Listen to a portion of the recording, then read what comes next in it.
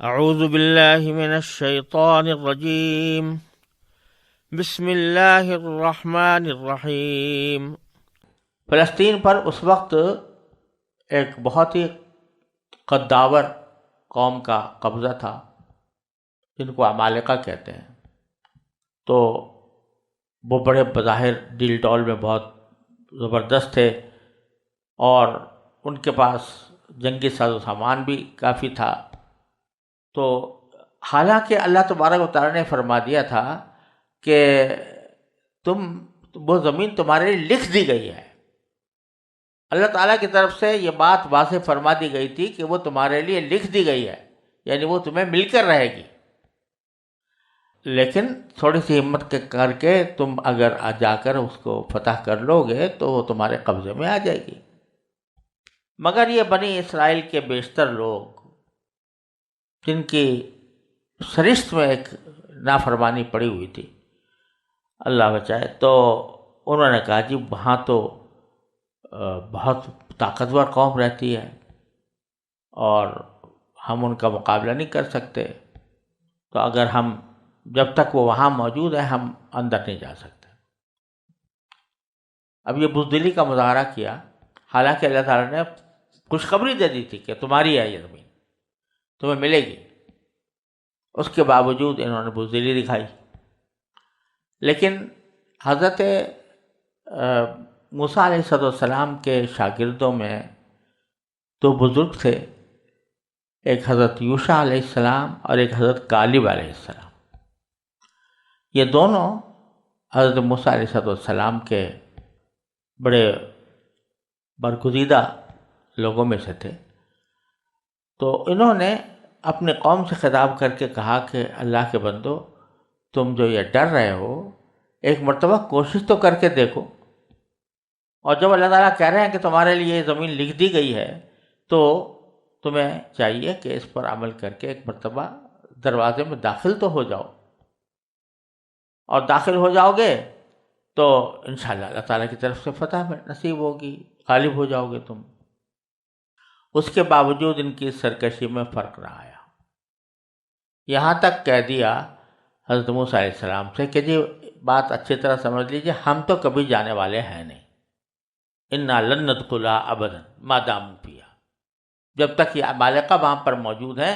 ہم تو وہاں پر جانے کا بالکل طے شدہ بات ہے کہ ہم نہیں جا سکتے۔ لہذا اگر آپ کو لڑنا ہے تو آپ اپنے اللہ کے ساتھ چلے جائیے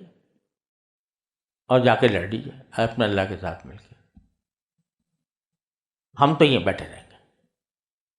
نافرمانی کا اس سے بڑا مظاہرہ کیا ہو سکتا ہے کہ پیغمبر سے یہ کہا جائے کہ تم اور تمہارا اللہ جا کے لڑ لو۔ اب اللہ تبارک و تعالیٰ یعنی یہ موقع تھا جس میں کہ حضرت موسیٰ علیہ السلام کو جتنا بھی غصہ آتا کم تھا، حضرت موسیٰ علیہ السلام جتنا بھی ان کی مذمت فرماتے کم تھا، لیکن حضرت موسیٰ علیہ السلام نے اتنا فرمایا کہ یا اللہ بس اب میں ان سے بہت عاجز آ چکا ہوں، اور میں ہوں، میرا بھائی ہے، باقی اور کسی پر میرا قابو ہے نہیں، یہ جتنے بنی اسرائیل میرے ساتھ ہیں، لہذا میرا ان کا راستہ کچھ الگ ہی کر دیجیے۔ یعنی پیغمبر اس بات پر مجبور ہوئے کہ یہ کہیں کہ اب ہمارے ان کے درمیان کوئی فیصلہ ایسا فرما دیجیے کہ یا تو میں الگ ہو جاؤں اور یہ الگ ہو جائے، یا جو بھی فیصلہ کوئی ایسا ہو کہ میرے ساتھ ان کا نبھاؤ ہو نہیں رہا۔ تو اللہ تبارک و تعالیٰ نے فرمایا کہ اچھا اب ہم یہ کرتے ہیں کہ یہ لوگ کہتے ہیں نا کہ ہم نہیں جائیں گے عمالقہ سے جہاد کرنے کے لیے، تو ہم ایسا کرتے ہیں کہ یہ جس میدان کے اندر ہیں یہ وہ ہے صحرائے سینا، اس کو ہم ایسا میدان بنا دیتے ہیں کہ یہ 40 سال تک اسی میں گھومتے پھریں گے، ان کو کہیں اور نکلنے کا راستہ نہیں ملے گا، اسی میں رہیں گے، کیونکہ قرآن کریم میں فرمایا کہ وہ اس جگہ پر داخل ہوں گے کہ اس میدان میں رہیں گے اور سرگرداں پھرتے رہیں گے۔ تو اس لیے یتیہون کا لفظ استعمال کیا کہ یتیہون وہ حیران پریشان سرگرداں رہیں گے اسی زمین کے اندر، اسی لیے اس کو بعد میں میدان تیہ کہا جاتا ہے، اصل میں وہ صحرائے سینا تھا۔ تو اب ذرا تھوڑا سا اس کا ترجمہ کے ساتھ ان آیات کو دوبارہ دیکھتے ہیں۔ وَإِذْ قَالَ مُوسَىٰ لِقَوْمِهِ، جب اس وقت کو یاد کرو کہ جب موسیٰ نے اپنی قوم سے کہا تھا، یعنی بنی اسرائیل سے کیا کہا تھا کہ یا قوم اذکروا نعمت اللہ علیکم۔ اصل تو جہاد کی دعوت دینی مقصود تھی کہ تم جہاد کے لیے چلو میرے ساتھ، اس فلسطین کو آزاد کرانے کے لیے میرے ساتھ جہاد پر چلو، لیکن تمہید یہ باندھی تاکہ معلوم تھا کہ یہ لوگ جو ہیں یہ سرکش قسم کے لوگ ہیں، تو تمہید باندھی اذکروا نعمت اللہ علیکم، تم اللہ کی نعمت کو اپنے اوپر جو ہوئی ہے اس کو ذرا یاد تو کرو، کس طرح ہم نے اللہ تعالیٰ نے تمہیں فرعون کے ظلم و ستم سے نجات دی، کس طرح فرعون کو غرق کیا، کس طرح تمہارے لیے دریا میں راستہ پیدا کیا، کس طرح تمہیں پار اتارا، اور اذ جعل فیکم انبیاء،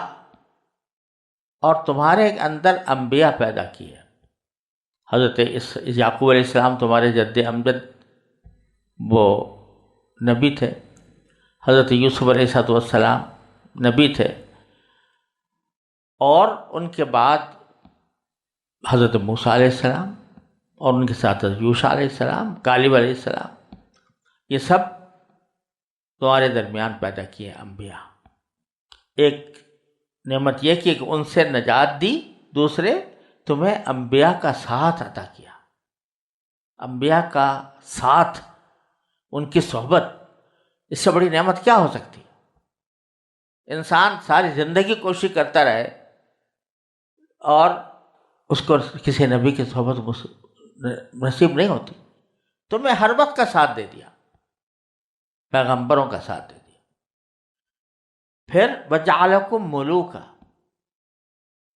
اور تمہیں حکمران بنایا۔ یعنی اب جب کہ فرعون سے تم کو نجات مل چکی ہے تو اس کے بعد تم اپنی مرضی کے بادشاہ ہو، اور تمہاری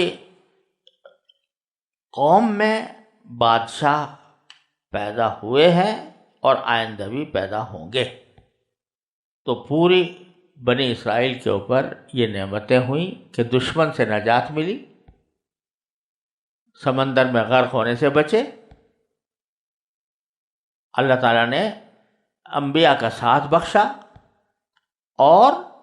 ان کو اپنے مرضی کا بادشاہ بنا دیا کہ جو جہاں چاہیں جا سکتے